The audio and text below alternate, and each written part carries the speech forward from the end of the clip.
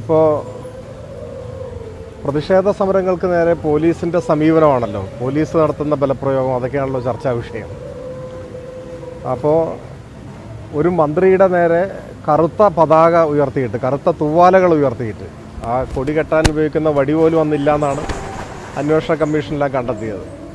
കറുത്ത തൂവാലകൾ ഉയർത്തി വീശിയതിന് 5 പേരെ വെടിവെച്ച് കൊന്ന അനുഭവമാണ് കേരളത്തിലുള്ളത്. അതാണ് കേരളത്തിൻ്റെ അനുഭവം.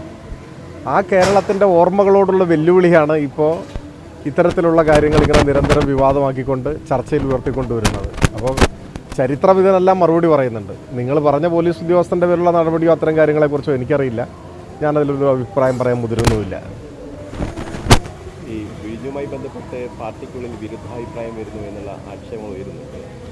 അങ്ങനെ ഒരു വിരുദ്ധാഭിപ്രായത്തിൻ്റെയും പ്രശ്നമില്ല.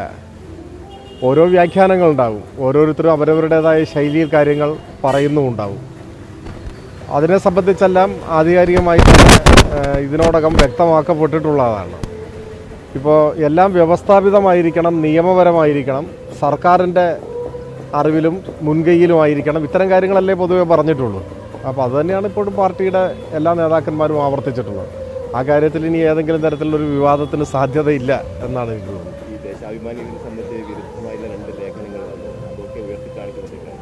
ഏതാ 2 ലേഖനം? വിജയത്തിനെ സ്വകാര്യ നിക്ഷേപത്തെ അനുവദിച്ചുകൊണ്ട് അത് അദാനിക്ക് കീഴടങ്ങും എന്നുള്ള നിലയിൽ ആ വാർത്ത തന്നെയാണ് പറയുന്നത് അല്ലേ? അല്ല, അതിലൊന്നും അതല്ലല്ലോ ഇപ്പോൾ പ്രസക്തമായിട്ടുള്ളൊരു കാര്യം. കാരണം അതിന് ശേഷം സത്യത്തിൽ കേരളത്തിൻ്റെ മുഖ്യമന്ത്രി ഒരു വാർത്താ സമ്മേളനത്തിൽ തന്നെ ദേശാഭിമാനി ഉയർത്തി കാണിച്ചത് മറ്റാരും അറിയാത്തൊരു കാര്യം ദേശാഭിമാനിയിൽ മാത്രം വന്നിരിക്കുന്നു. ഏതാണ് ഇതിൻ്റെ സോഴ്സ്, ഇത് എവിടുന്ന് കിട്ടി വാർത്ത എന്നൊക്കെയല്ല അദ്ദേഹം പറഞ്ഞത്. പക്ഷേ ആ വാർത്താ സമ്മേളനം കഴിഞ്ഞപ്പോൾ തന്നെ അദ്ദേഹം പറഞ്ഞത് വസ്തുതാപരമല്ല എന്ന് വ്യക്തമാക്കപ്പെട്ടു. മറ്റു മാധ്യമങ്ങൾ റിപ്പോർട്ട് ചെയ്തതാണ് എന്ന് വ്യക്തമായി. അപ്പോൾ ദേശാഭിമാനിക്കെതിരെ മുഖ്യമന്ത്രി തന്നെ ഉയർത്തിയ വിമർശനവും ഒരാക്രമണവും അദ്ദേഹത്തെ തന്നെ തിരിഞ്ഞു കൊത്തുന്ന നിലയിലേക്കാണ് വന്നത്. പിന്നെ വാർത്തകളുടെ കാര്യത്തിലാണ്. ഒരു വാർത്ത ലഭിക്കുന്നു, ആ വാർത്ത ലഭിക്കുമ്പോൾ ആ ലേഖകൻ ആ വാർത്ത തയ്യാറാക്കും. അത് അദ്ദേഹത്തിൻ്റെതായ നിലയിൽ അത് പരിശോധിച്ചിട്ടായിരിക്കും തയ്യാറാക്കുക. എന്നാൽ അതിനെ സംബന്ധിച്ച് കൂടുതൽ വ്യക്തത വരുന്ന സമയത്ത് ആ നിലപാട് പത്രം പ്രതിഫലിപ്പിക്കുകയും ചെയ്യും. അതിലൊന്നും വേറെ വലിയ കാര്യമില്ല.